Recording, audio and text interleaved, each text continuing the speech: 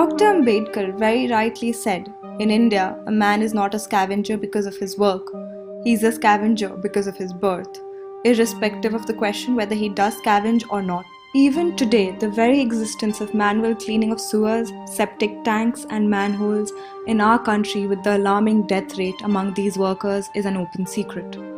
Across India, manual scavenging and its allied forms, the manual cleaning of manholes and septic tanks, removal of debris from sewage canals, and any interaction with excreta are openly prevalent, defined as cultural occupation attached to few so-called lower caste.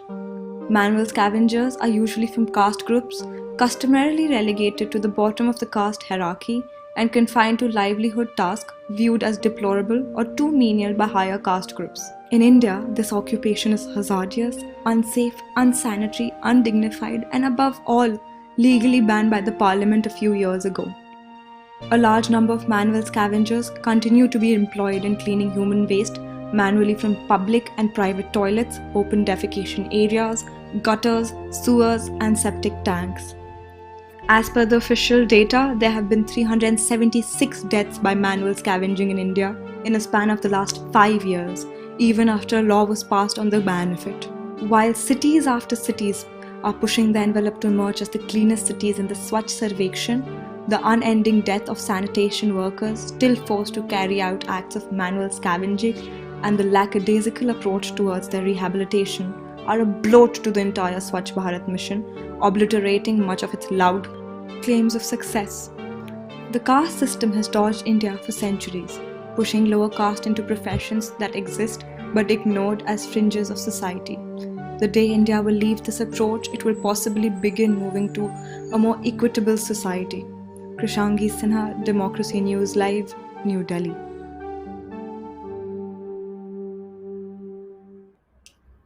Article 17 of the Indian Constitution prohibits untouchability. Have you ever pondered upon the fact that even though untouchability is prohibited, it still continues to exist in your society in one or the other form? It seeps slowly into the system through caste, cardinal feature of the Indian society. Nearly all sanitation workers are Dalit. There are about 6 million Dalit households in this country. 40 to 60% of those households are involved in sanitation work. As per the latest survey, the Ministry of Social Justice and Empowerment, over 20,500 people have been involved in manual scavenging in multiple different caste systems. So the number is about 40 to 60% of all 6 million households are involved. Let us have a look at one of the documentaries which is done by Moanis. He's joining us on the show today. He kind of looked at the perspective of, how other castes view the Dalits. Please go ahead and roll the documentary.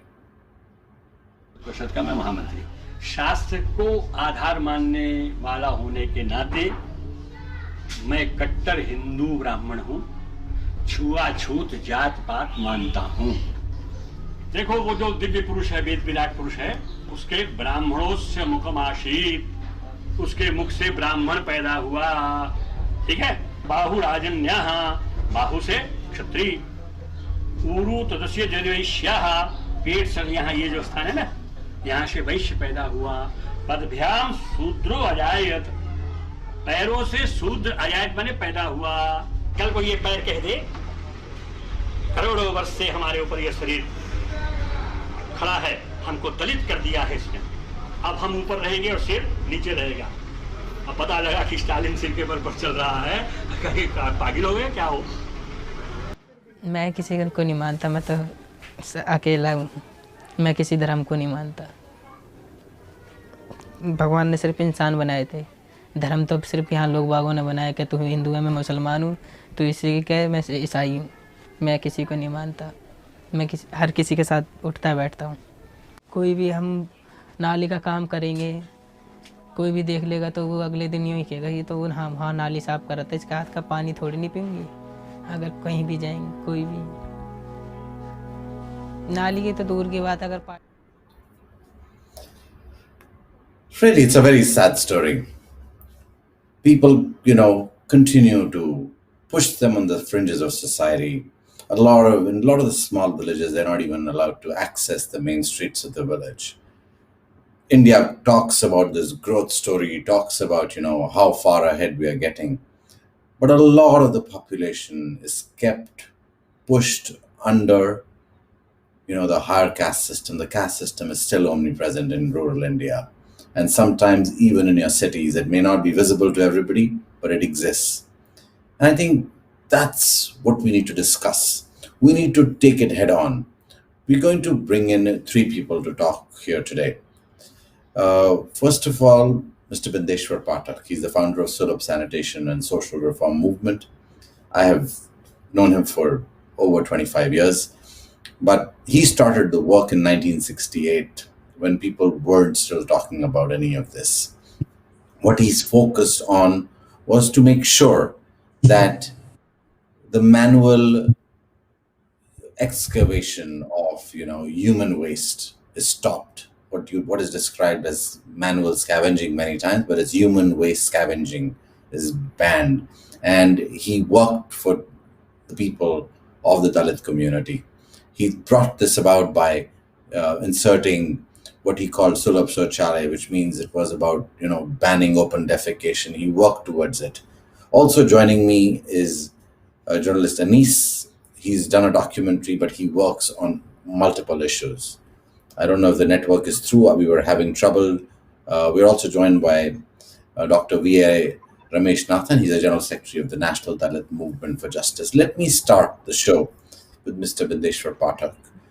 Mr. Pathak, can you please shed a little light on how difficult was it when you started out in 1968 to even begin making people think about this as a big issue? Just to relate this story from Vedic period. In Vedic period, the work was divided, and for disposal of human waste, there were two systems. One going open for defecation, cleaning of human waste, the night trial, by the people and of others. So these two systems continue, and that this cleaning of night trial had a linkage with untouchability and social discrimination. If you see the medieval period, I just come from Buddha period. This So was found. medieval period Hindi में किस तरीके से describe होगा sir थोड़ा उसका बताइए. Medieval period को हिंदी में क्या बोला जाए? उसको आप बोलेंगे जैसे आप 19th सेंचुरी के बाद, जी.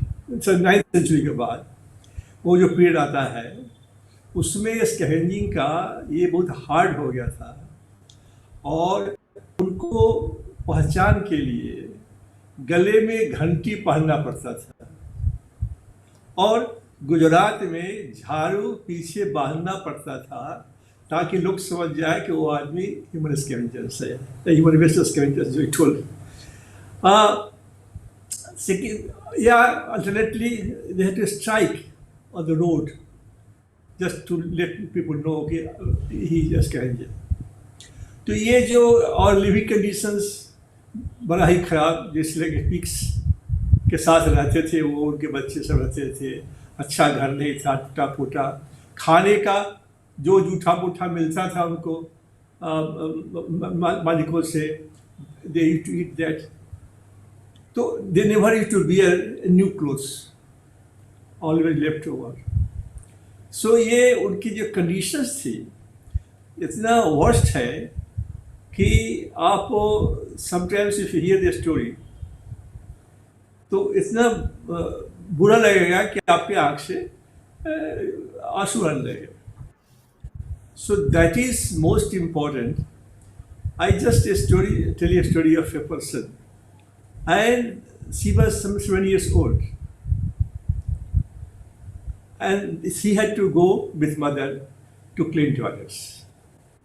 When she was married at the age of 10, remained with mother At 14, she went to in-laws house.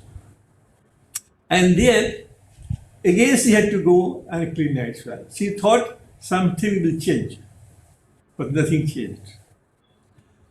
Her mother-in-law to give her bread, you can say roti, खाने के लिए. So what you're saying, Mr. Pathak, year on year, this continued to go on.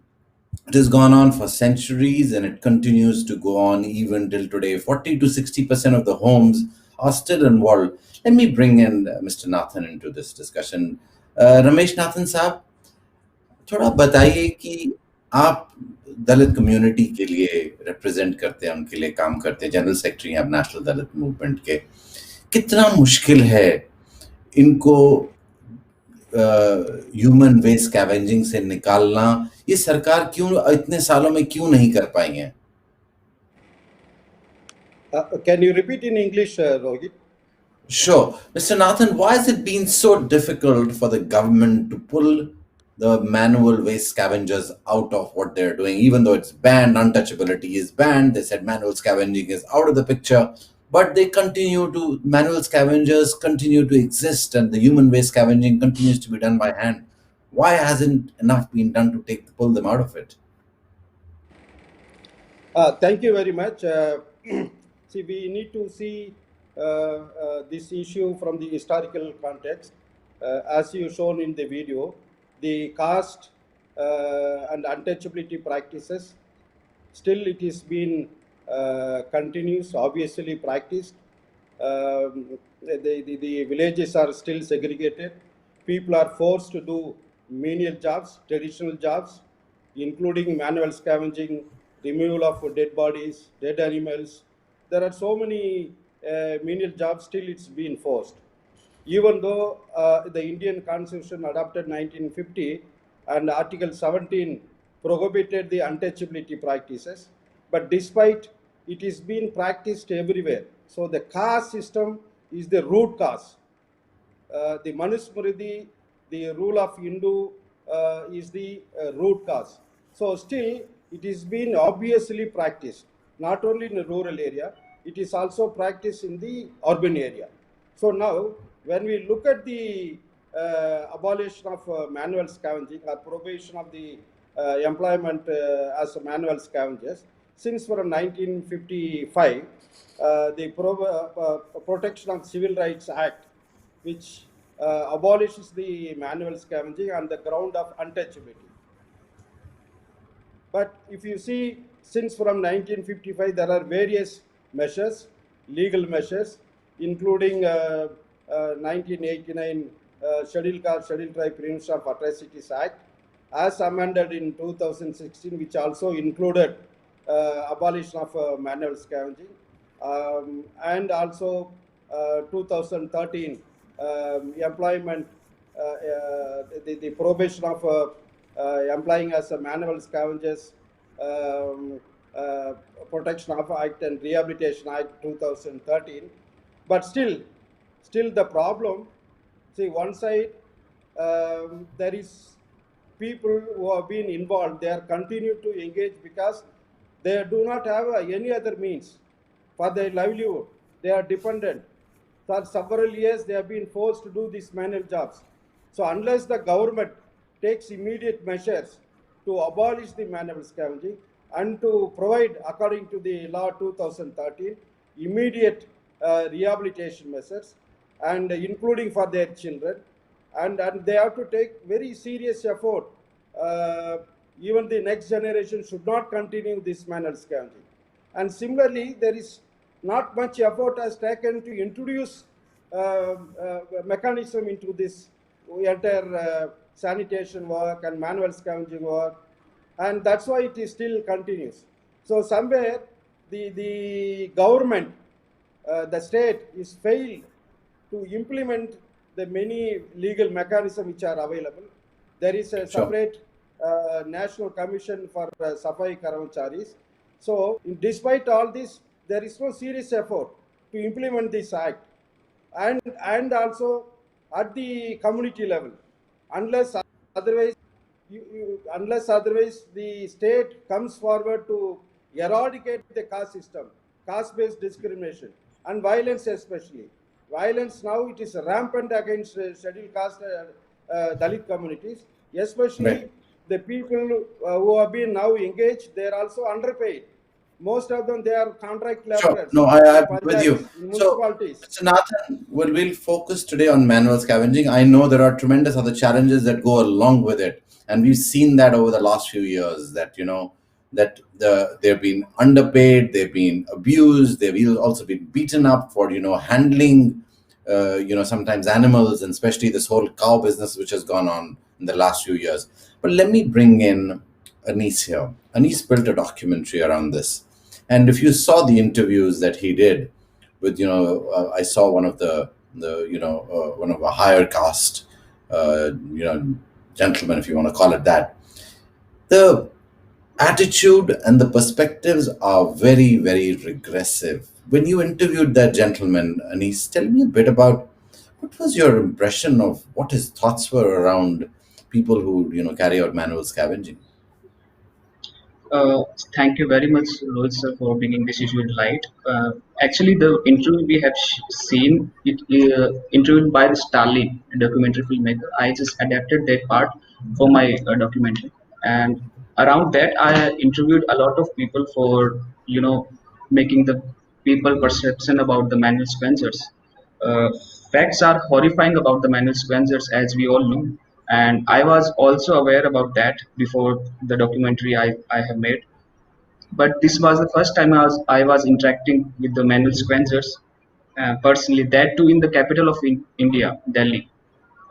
I experienced that they are vulnerable, vulnerable socially, economically, and politically too. People see manual scavenging as poverty. Someone is poor and they will do manual scavenging, but that's not the case. Most of them admitted that they are still doing manual scavenging without any major security precautions. They are just fed into this because of their and identity and the caste they belong to. A wrong perception in the people's mind that they look at them as people a wrong perception about the people that they don't reservation. The matter of reservation comes here because people see manual spencer as a reservation because they benefited with the reservations.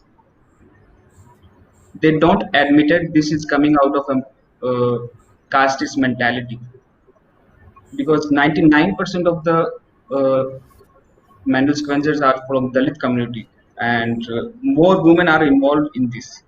Uh, So they yeah, face discrimination. I think Anis, let me kind of take it away from you here. So what you're saying is a lot of these people obviously are ascribed because this is part of their caste system and they do it. It's money is one of it, but that's the only thing they can do, and they don't get hired anywhere else most of the time, and that's one of the challenge areas. Let's move now back to Mr. Pathak. Mr. Pathak, बताइए कि इसको खत्म कैसे किया जाएगा? आपने बहुत सारी चीजें करी हैं इसको, यहाँ से उसके बाद टॉयलेट्स इंस्टॉल करने से लेकर आप बहुत आगे लेके आए हैं। 1968 बहुत सालों से आपने काम किया है, अभी तक फिर भी स्कैवेंजिंग खत्म नहीं हो पाई है, मैनुअल ह्यूमन बेस्ड स्कैवेंजिंग। इसको खत्म कैसे किया जाएगा? ये तो आसान है, नथिंग वेरी डिफिकल्ट, बट ये है कि जो the way you have to do, कैसे करें इसको हम। और 1950 में प्रोविजन हुआ अनटचबिलिटी का और ह्यूमन स्कैवेंजिंग खत्म करने का। उसमें कोई टेक्नोलॉजी थी ही नहीं एक्सेप्ट द सीवरेज सिस्टम। उस सिस्टम से इतना कॉस्टली है बनाना चलाना, it was very difficult to and this practice. So when I came in 1968, I was given charge of open defecation, to stop open defecation and to end the practice of human-based scavenging. So what I did, first thing, I invented a technology which doesn't require scavenging. if you say that is most important, that this technology, humus cata, gets converted into fertilizer or manure. And therefore, if you use this technology, there is no chance of cleaning up night soil. So I got converted all those bucket toilets and got the scavengers freed from the scavenging. So the first thing that I invented the technology. Gandhi himself said in 19, Gandhi himself said that till they clean night soil, nobody will have food with them. In 1934, he invited upper caste people in Bhubaneswar, Odisha to have food, the dinner. They came, but at the time of dinner, they refused. So Gandhi has written, till they clean night soil, nobody will have food with them.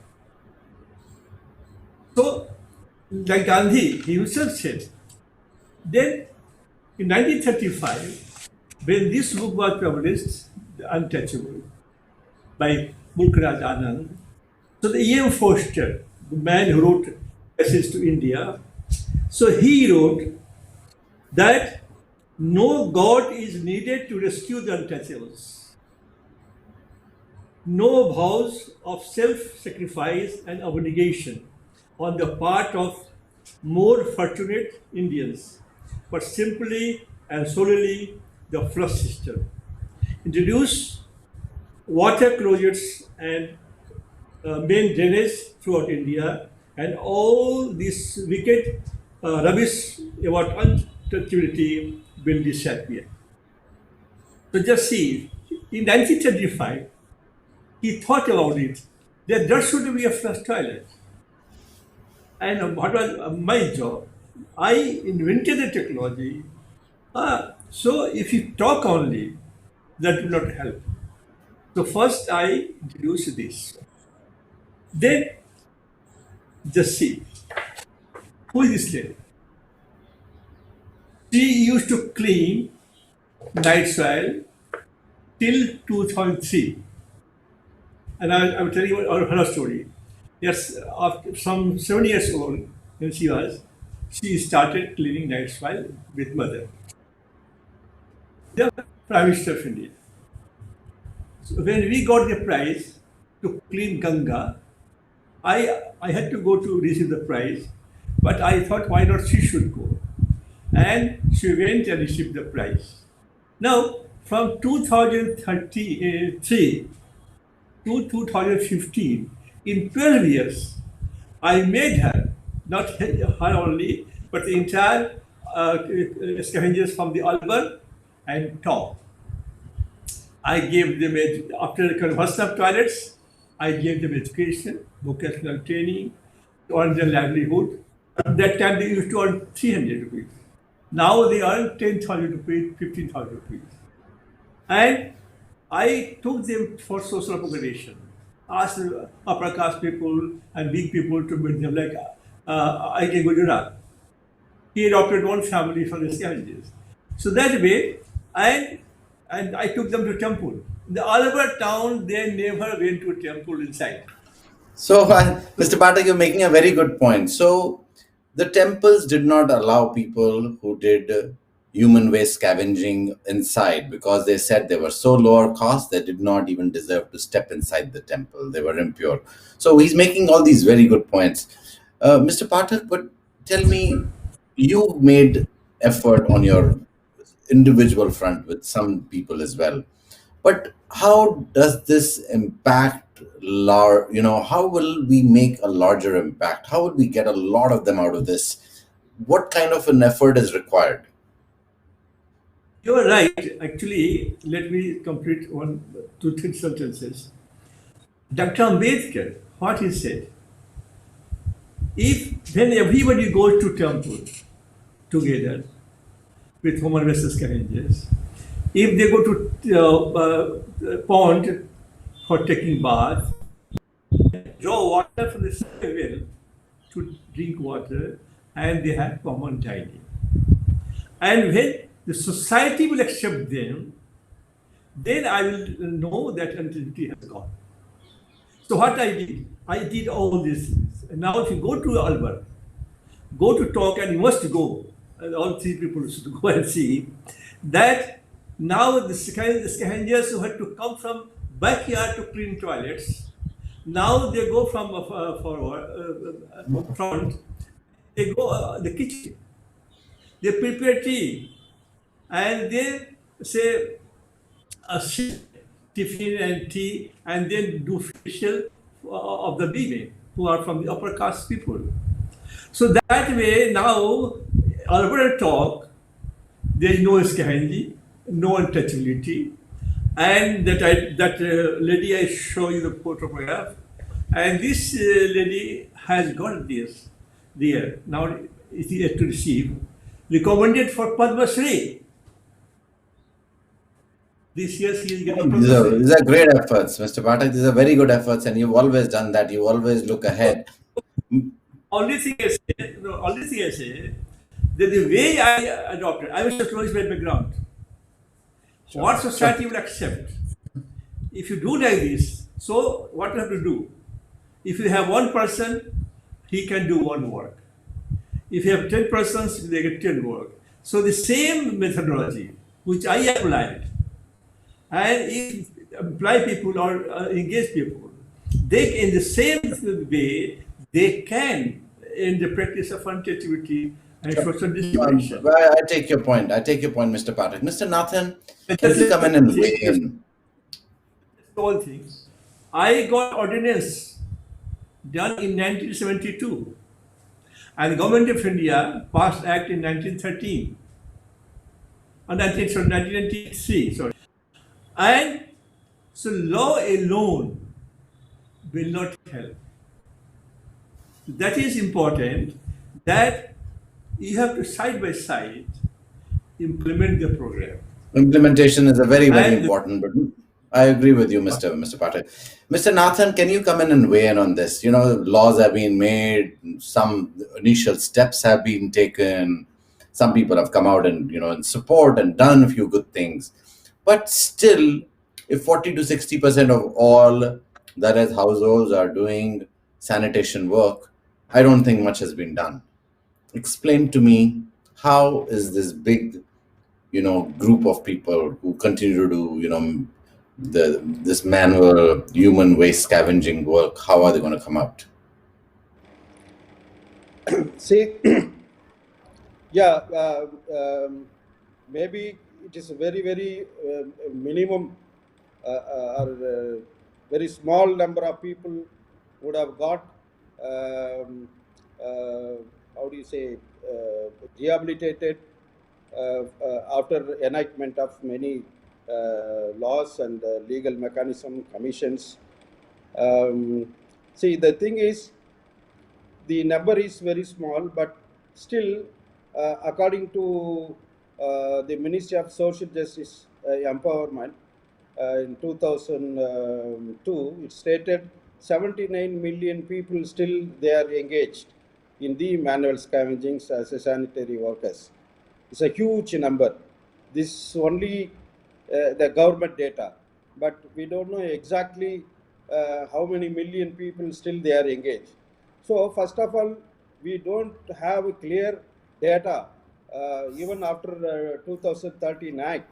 That must be immediately they could have conducted survey, identified in the panchayats, in the municipalities, and in the corporations how many people are engaged and all the data. But still, the data is not correctly available, and the death, sewage death, is continuing to happen in unsafe, hazardous septic cleaning work. That's every times it's been reported. So the last almost 7 years, more than 1,000 people have been died in the sewage and as well as in the unsafe septic cleaning work. Especially Tamil Nadu, in India, Tamil Nadu is the top one. 206 people were died, and the recent past, even during the COVID lockdown period, about 6 people were died very recently. and Gujarat is the second, and Uttar Pradesh, Delhi, Karnataka, Haryana. So these are the top 5 states. Still, the deaths are increased. And recently in Tamil Nadu, as I stated, 6 people were died who have been engaged in the unsafe septic tank cleaning. The point is, the government provides. I mean, immediately they file the FIR, they give compensation. Even that they have to take a lot of effort to get the compensation according to the 2000 Act.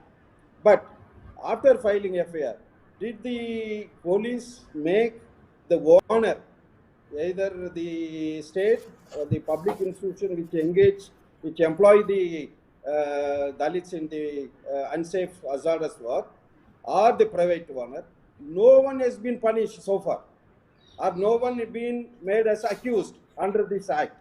See, unless otherwise the people are also punished, this type of inhuman practice will continue to exist.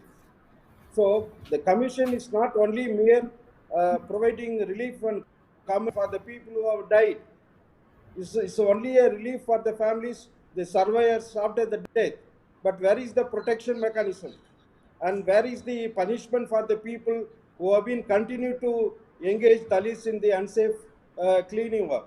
I think we need to question this. That's what I say. The state has failed to implement this act. See, unless otherwise you strictly implement in the letter and spirit, but this kind of deaths will continue. Right. No, and so you're making a very, very good point that when the administration does anything wrong, there is no punishment. I'm going to take a very small example, Mr. Nath, and I'm going to step away from this issue right now. I want to talk a bit about what happens is, let's say you drive a vehicle on the road. You get a ticket for, even breaking intersection, not wearing a helmet. But when there is a big hole on the road, your vehicle goes into it and you die, there is nobody who gets punished. Similarly, in a case like this, when they hired people for doing manual scavenging, nobody got punished. They got compensation, they died, and that was the end of it. The state has paid, the taxpayer has paid for it. But you, as the bureaucrat, as the administrator responsible for it, need to be held accountable for it. You need to lose your job for it. And that's not happening. And that's what the government has to take action in. The day one bureaucrat loses his job, there will be not one more manual scavenger who will be employed in any municipality paid by the taxpayers of this country. So really, the responsibility lies with the government to take action. And just one action can change a much larger situation and bring about a lot of change. Anis, let me come back to you for a last round of questions. Anis, tell me what you saw on the ground. Do you think the people from these communities are aware enough they need to get out and they need to change? Thank you, sir. Actually, they are not aware about their rights, and that goes with the government, because government has done nothing for them so that they can be aware about their rights. But with that, we also need to focus on educating people about it, that how a big section of the society living in this hazardous condition, they face discrimination around 2000 years, and still they are living in like hell. This is something India should shame of. Socially, politically, we have failed them, and I realize that uh, people don't see this as a problem anymore. Normalizing this is more dangerous. We, as a privileged part of the society, think this is normal. They are just doing their work, and this mentality, this normalizing of the issue, is more dangerous. Right. No, Anis, I'm with you on this. I think you're making a very good point. Normalization of the idea that manual scavenging is okay. We see it on a daily basis. It's happening on a daily basis wherever we all live across this country, whether it's in Jaipur, whether it's in Delhi, whether it's in Hoshiarpur, wherever you may be looking at. It's happening in every city. You yourself are watching it. And if you are not taking any action, you can't expect the government to be taking action alone. Mr. Pathak, just wrap up in terms of your going away statement. What is that one thing you'd like to see in the next few months, years, for the situation of human waste scavenging to stop? I want three things. One, those who are responsible for getting the drains cleaned, who engages them, so they should have training. And what is the training? The training is the two. One, that they should put a burning lantern inside the drain, and if it is extinguished, don't go inside. And done, then it will go. So one thing that you take precaution, and now we have got machines that you put inside, and you can get it know that there is some gas, poisonous gas. So that is one precaution, and then ask somebody to enter. Secondly, the persons, certainly I agree with you, I agree with you also, that there should be some punishment for the neglect. And third thing, when you are giving 50 lakhs, 1 crore rupee as a death compensation, why not the same compensation here? If those give some compensation, then I think these three, one, there's preventive measures before going inside to clean, and because there is a device now that you can put inside and you can know that there is a gas or should not go. And secondly, there is a death punishment if you go, so all right. And then the compensation. When other deaths in the government service, defense, you give 50 to 1 lakh crore rupees. Why 2 manual scavengers? Only 10 lakh rupees. So that three things can prevent immediately the deaths for this you're cleaning. The fourth thing is that we have worked here the last 50 years. We have to treat toilets, as sons and daughters. To that emotion we take care of, and then you find what I built in 1974 is still functioning very well. So the same way the scavengers should be treated like sons and daughters by the persons who are responsible for engaging them. And I have no reasons why not it can be done. But suppose you do something and you are spared, you do nothing happened to you, then you can continue doing so. So my opinion is four Good things. points, Mr. Patel. Mr. Patel, you made some very good points. Mr. Nathan, I'm going to let you close on this. What is the one thing you're hoping that this year you will achieve with the government of India? What is that one thing you want to achieve right off the bat? Okay. Very importantly, I see that India claims that the India is developed in science and technology, communications. India has become a digital India, but still India keeps the extreme side of caste-based, forced, unsafe, unclean work on the Dalits based on the caste discrimination. I think now state should come out very clearly, action point with a time bound to completely eradicate the manual scavenging and have to provide adequate rehabilitation measures for the people who are engaged in this kind of work, including their children. So then only they will be able to completely come out, and they must introduce technology. When there is India is developed in a high technological thing, then they can very well introduce tech in cleaning those sewages and septic tanks. And finally, my submission to you and media, the terminology also is very important. When we say lower caste, upper caste, somewhere consciously or unconsciously, we also trying to reinforce the same caste value system. There is a upper caste and lower caste. I think we need to Very good point. when you want to refer the communities, either the official term scheduled caste or the political term Dalits. So I think that Dalits is really now politically very powerful to unifying all the caste. And Sure. to refer the other communities, we can say non-Dalit or dominant caste.